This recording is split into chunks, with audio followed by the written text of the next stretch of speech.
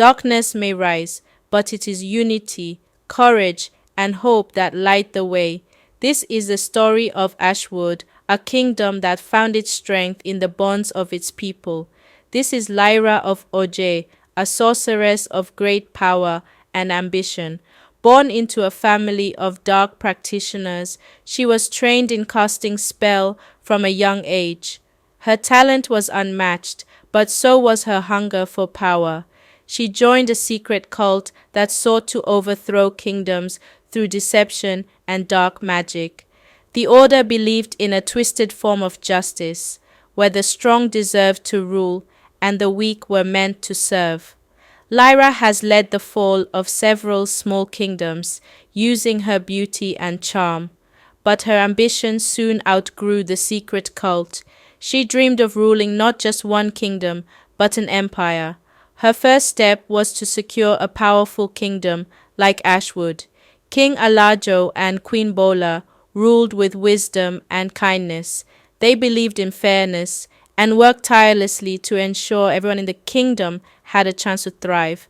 Queen Bola was especially beloved. She was not only a queen, but also a healer, using her knowledge of herbs and medicine to help the sick.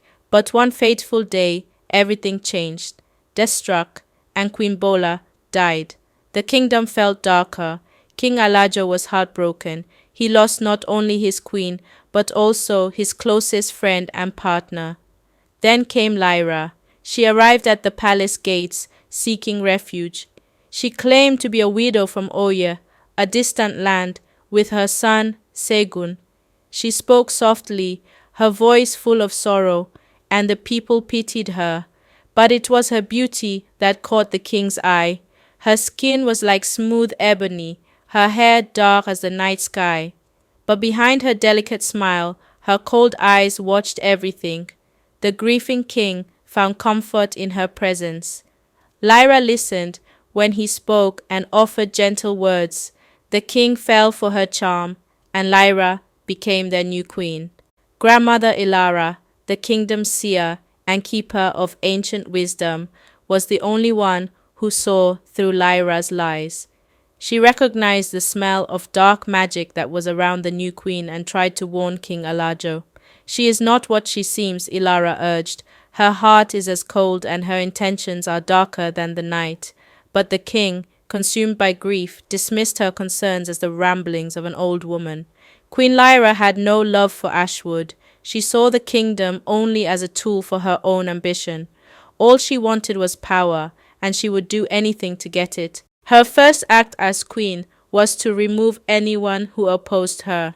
She began to change the laws of the kingdom, making them stricter and harsher, all because she wanted Prince Segun to be the next king. But there was one problem. Prince Kunle was the rightful heir. Prince Kunle was kind and brave, just like his mother. The people loved him, and Queen Lyra knew she could never win their hearts as long as he was alive. So she began to plot. Queen Lyra's dark plans started small. She spread rumors about Prince Kunle, trying to turn the people against him. But the people of Ashwood were loyal, and they refused to believe the lies. Queen Lyra performed a ritual, and a spell was cast, and its target was Prince Kunle. It happened suddenly without warning. Prince Kunle was in the palace courtyard, training with the guards, when a sharp pain shot through his body. He fell to his knees as his vision blurred. The guards rushed to help him, but they froze in horror as they watched his transformation. His hands twisted into claws. His skin turned rough and beastly. His face became something unrecognizable with glowing eyes. Grandmother Elara watched in silence. She had seen this before. This was no ordinary spell. It was an ancient and powerful spell, one that turned men into beasts by day and returned them to human form by night. Grandmother Elara stepped forward, her voice calm but firm. "Leave him be," she said to the guards. "This is not his fault. Go and tell no one what you have seen." She approached Kunle, her eyes filled with sorrow. "My poor boy," she whispered, "do not fear." Grandmother Elara led Kunle through a hidden passage to the forest, guiding him to a distant village where he could hide. She warned that he would be a monster by day and himself by night. When you are a monster, you would only see people as figure, not recognizing anyone, but assured him that the spell could be broken. The spell that binds you can only be broken by the touch of Ayotan, the shining figure of destiny. When Kunle first arrived at the villagers were terrified. They had heard stories of a beast roaming the forest, and now it was standing before them, but as time passed, they realized the beast will never harm them. The villagers built a small shelter for Kunle in the forest, providing him food and water, but there was one place Kunle visited every day, waiting for the Ayotan grandmother Elara had spoken of. One night, as Kunle sat in his hut, he heard a sound that made his heart race, a woman's voice, soft and trembling, coming toward his hut. He came out to a young woman running through the forest. Akua looked scared, her breath coming in ragged gasps as she glanced over her shoulder. Kunle's instinct was to help her, but he hesitated. What if she saw him as a threat? Before he could decide what to do, the woman stumbled and fell. She looked up, her eyes wide with fear, and Kunle realized she had seen him. Then she said, her voice shaking, "Help me." Kunle helped her to her feet and led her to his hut. It was a small, simple place, but it was warm and dry. He gave her a blanket, then sat by the fire and talked into the night. Kunle felt like human again, his heart aching for her. He knew what it was like to feel trapped, to believe there was no way out. Kunle said, "You're safe now." One day earlier in the village of Oje, Aqua's life had been shaped by the legacy of her mother, a priestess of the old gods and a keeper of rituals and healing magic. Though Aqua had fled her village before fully embracing her heritage, she carried within her latent abilities tied to Ayotan, gifts passed down from her mother, waiting to awaken. Aqua's life in Oje had been harsh and unfair. Her father, a kind but poor farmer, had fallen into debt after a bad harvest. Desperate to repay what he owed, he promised Akua's hand in marriage to a wealthy man named Olatunji, but Akua refused. Olatunji was a cruel and greedy man, and she knew marrying him would mean a life of misery. She begged her father to find another way, but he was out of options. "I won't do it," Akua said firmly. That night, she packed a small bag and ran away. But Olatunji was not a man who accepted refusal. When he learned Akua had fled, he sent his men after her. They chased her through the forest, their torches lighting up the night as they shouted her name. Akua ran as fast as she could, her heart pounding in her chest, leading her to meet Kunle. When Akua woke up in the morning, she found the hut empty. As she sat up, there was a soft knock at the door from Tinuk. A villager who brought some fruits said, "Kunle asked me to bring this to you, and he had to leave early, but he said he'll return tonight." For 3 days, Akua had watched the same routine play out.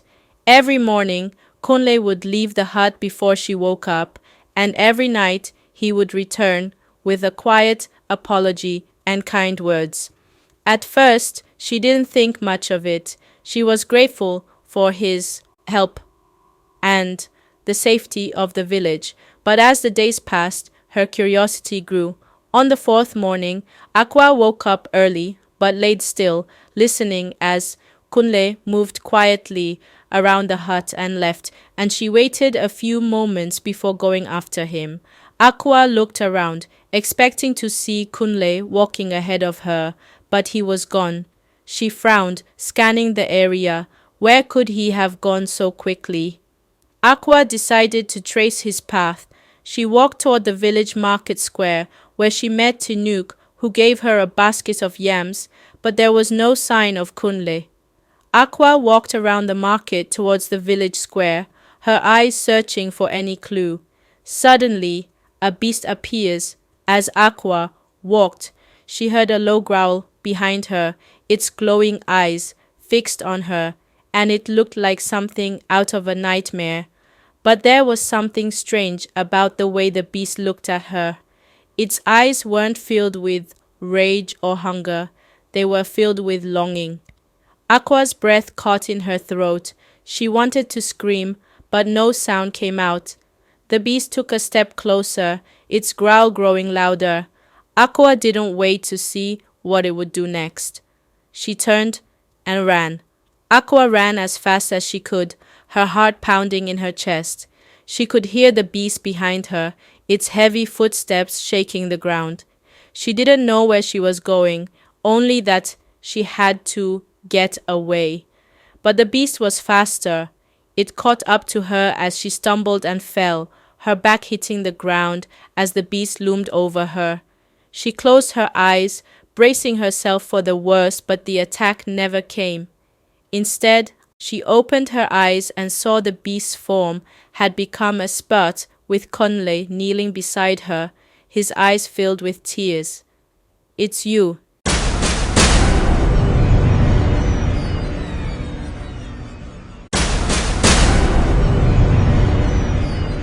he whispered. "You have the Ayotan." Aqua stared at him, her mind struggling to process what she had just seen. "What are you talking about?" she asked, her voice trembling. "Grandmother Elara told me about the spell. She said it would be broken if I catch the Ayotan." That evening, Kunle recounted the tales of Ashwood to Akua, the fallen kingdom under Queen Lyra's control. Akua said, as the child of a priestess from Oje, she had heard whispers of Queen Lyra's dark sorcery. Lyra's power is rooted in the amulet of Asora, the cloth of shadows. I know how to destroy it. Together, they planned their return to Ashwood to confront Lyra and end her reign of terror. But how can I lead my people when they think I am more beast than man? Aqua said, "Your strength is not in what you are, but in who you are. The people will follow a heart that fights for them, not a perfect prince." In the once lively kingdom of Ashwood, darkness had taken root. Queen Lyra had overthrown King Alajo, leaving the land in despair. Villagers lived in fear, their spirits broken under her rule. Kunle and Akua united the scattered villagers, reminding them of the strength found in unity. The villagers were hesitant to rally behind Kunle. "How can we trust a prince who abandoned us?" "I understand your doubt," he said, "but I have returned to right my wrongs. Together, we can bring back the light to Ashwood." That evening, the villagers rose as one, guided by Kunle and Akua, and marched to the palace. In the throne room, the air crackled with dark energy as Queen Lyra stepped forward, her eyes blazing with fury. Shadows coiled around her like living serpents, and the ground beneath their feet trembled. "You dare return?" Lyra's voice was a venomous hiss. "Ashwood belongs to me now. You are nothing but a disgraced prince and a mere peasant." Kunle stood his ground. "Ashwood belongs to its people," he declared, his voice echoing through the throne room. "Your reign ends here, Lyra." Aqua, her eyes fierce and her face glowing steady. "Your darkness cannot withstand the light of truth and unity," she said, her voice calm but firm. "We end this now." Lyra's laughter echoed like thunder. "Fools, you think your bond can stand against my power?" She raised her hands, unleashing a torrent of dark magic that surged toward them. But Kunle and Akua stood as one, their connection blazing with light. The energy of their bond flared, a brilliant golden glow that shattered the oncoming shadows like glass. Lyra faltered, her power wavering as the amulet of Asora around her neck began to crack. "No!" she screamed, but it was too late. Aqua surged forward, her strength amplified by the light, and tore the amulet from her grasp. With a final cry, Lyra's magic imploded, scattering the shadows, and she fell to the ground powerless.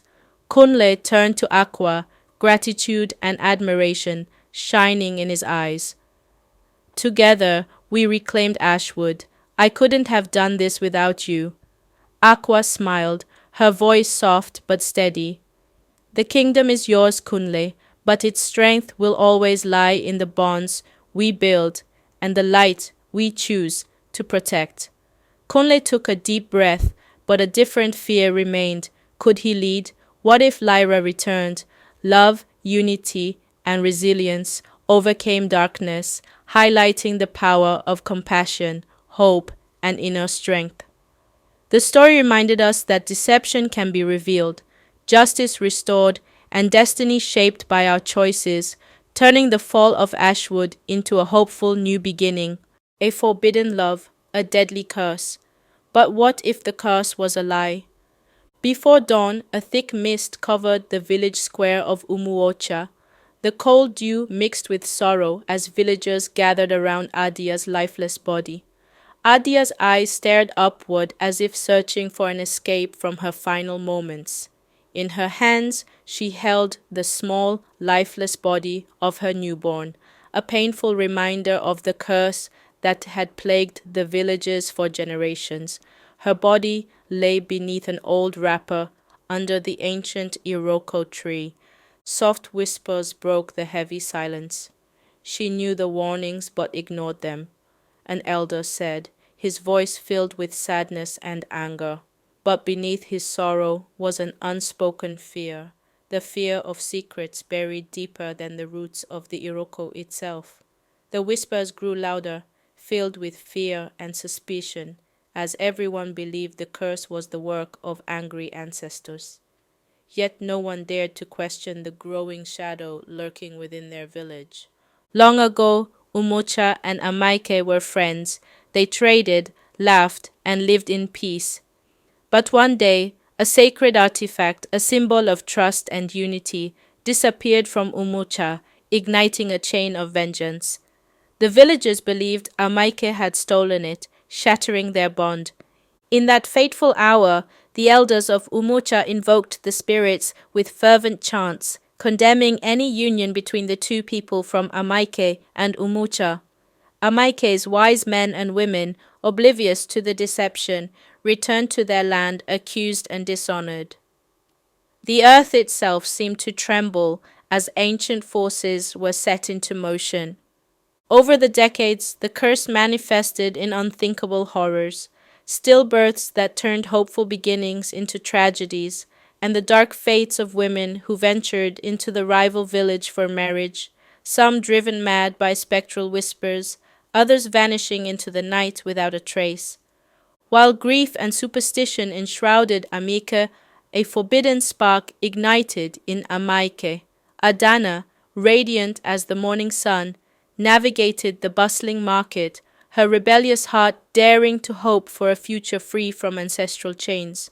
Her solace was found in Chinedu, a steadfast young farmer whose hands bore the calluses of honest labor from Umocha. Their first encounter during the New Yam Festival had been nothing short of fate. A stolen glance amid vibrant dances, rhythmic drums, and the rich tapestry of woven cloths. Their love blossomed in secret, defying generations of enmity, their hearts weaving a delicate tapestry of hope against the looming darkness. One evening, under the starlit sky, Adana and Chinedu stood by the river, their forbidden love reflected in the cool, shimmering waters. Chinedu held out wildflowers, his voice soft but urgent. Adana, every day without you is hard. I can't live like this.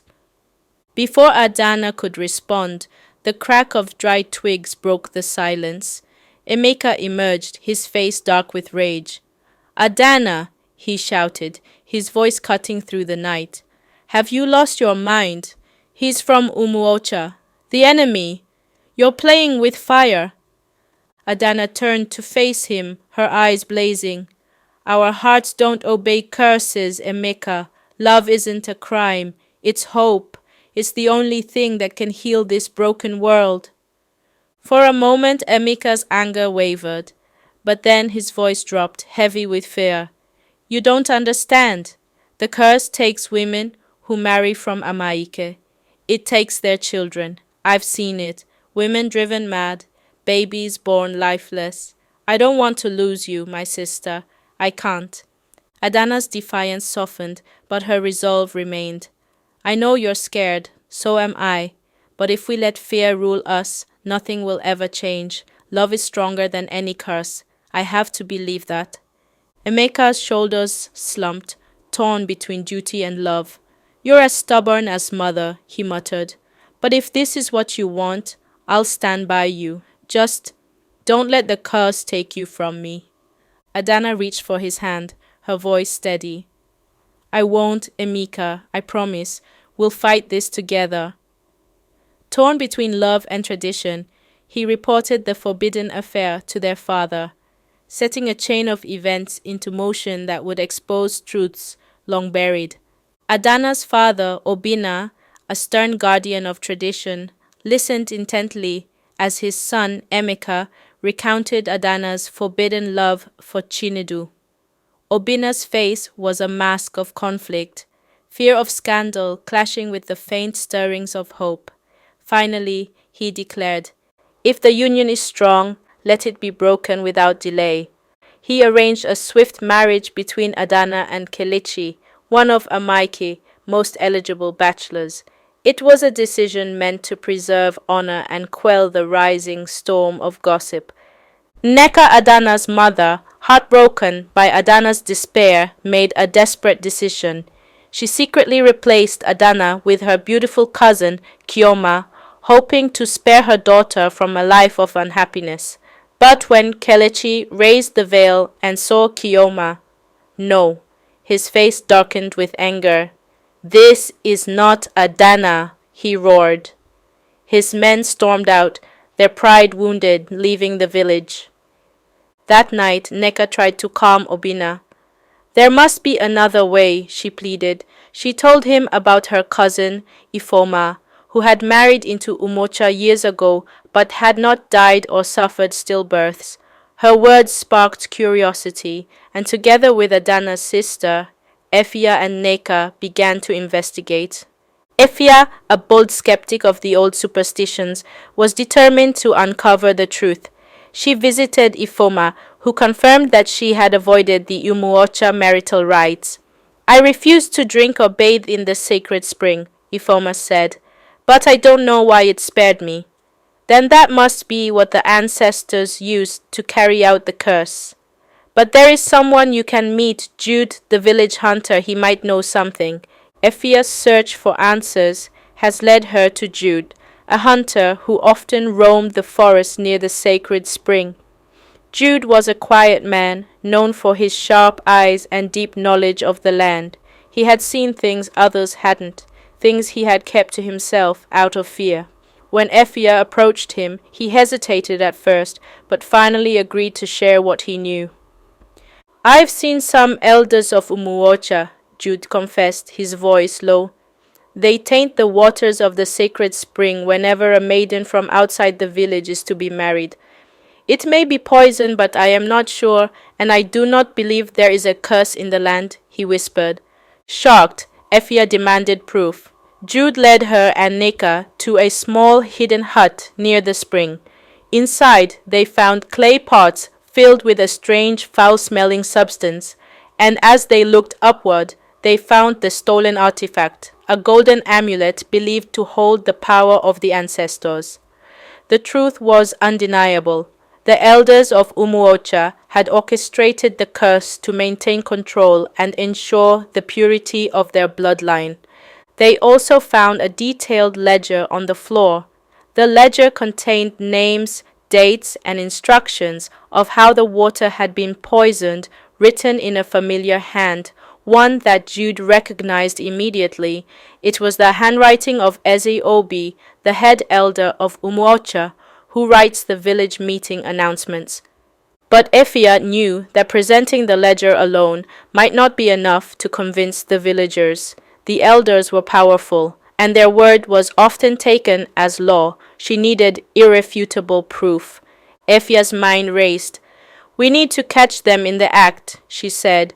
If we can show the villagers what they've been doing, no one will be able to deny it.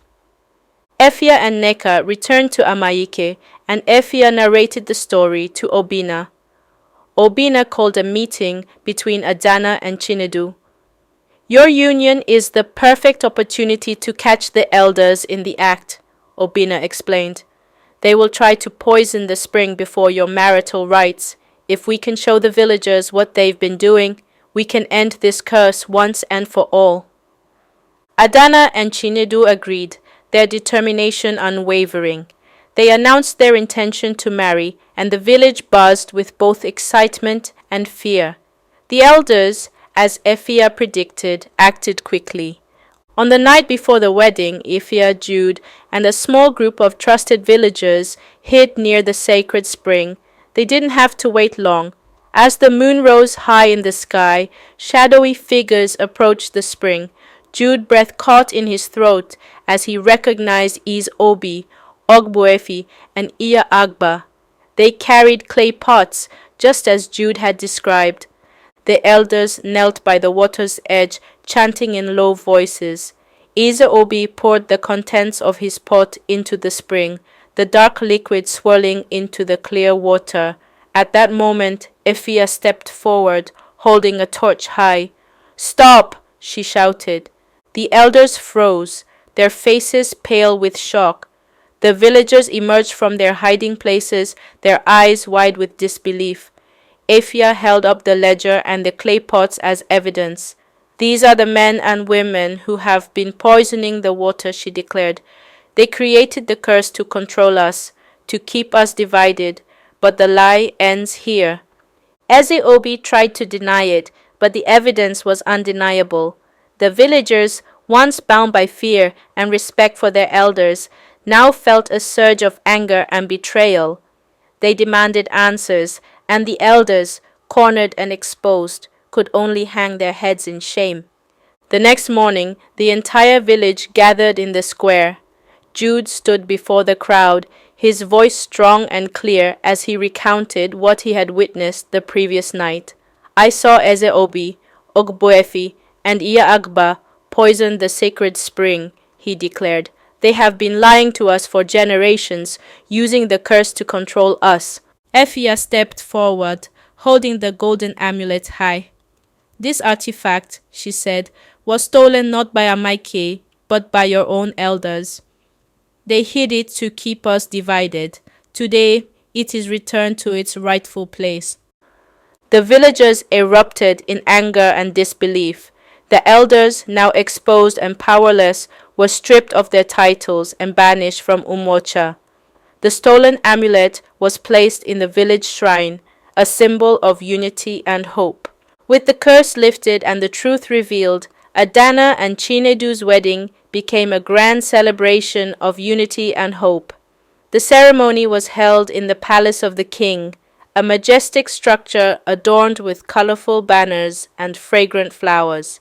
Adana wore a stunning dress adorned with beads and cowrie shells, her hair braided with gold threads. Chinedu stood tall in a flowing agbada, his face glowing with pride and love.